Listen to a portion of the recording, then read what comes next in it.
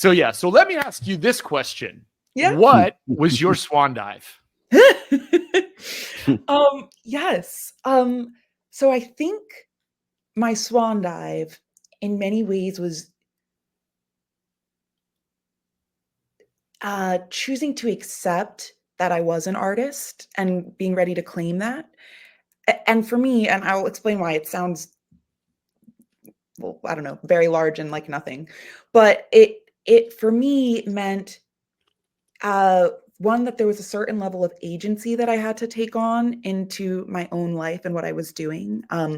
I've always been a singer, but to me, like the word singer doesn't actually have a whole lot of agency in it, right? Like the training of a singer, you're given stuff, you repeat it, right? Like you learn the note, you sing it back. Someone tells you good, bad, high, low, right? It's very it's yeah, there's not a whole lot of autonomy there. And then I come from a family that is very much an academic family. That is very like what is, and that's important, right? Like I come from this great tradition where we have fought really, really hard to have education at the highest level and to try to get further than our parents did before us.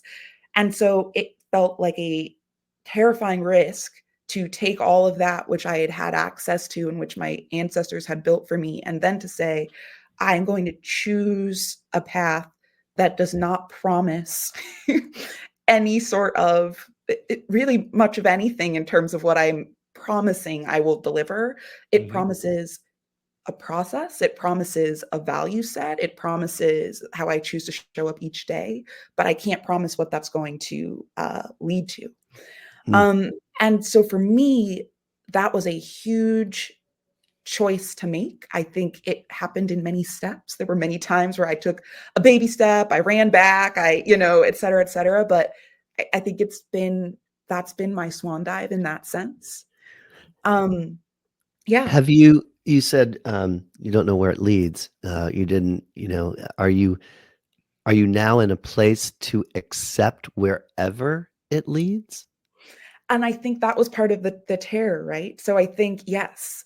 I think for me, what it has meant is choosing to be less focused. And this is like a huge framework shift, right? And I think framework shifts are hard because then you have to, particularly if they're not the thing that like the majority of society believes, you have to be willing to kind of be in tension with that on a day-to-day basis. But for me, it's meant saying that I think my purpose and the way that I can best, even in many ways, um, make good on the sacrifices that my ancestors have made, right? Like what I think I am most called to do and what I do the best is to, for me to share my voice and to use art and the values that I see, the truths that I think that need to be told each day. And I can't promise you that it'll always look this way. It might change next week, right? Like right now, the medium I'm using is opera and storytelling and this, that, and the other. And in 5 years, maybe it'll be documentaries or it'll like, I don't know. Right. But I can commit to this work each day and trying to kind of reframe that way, which I think was a huge step for me.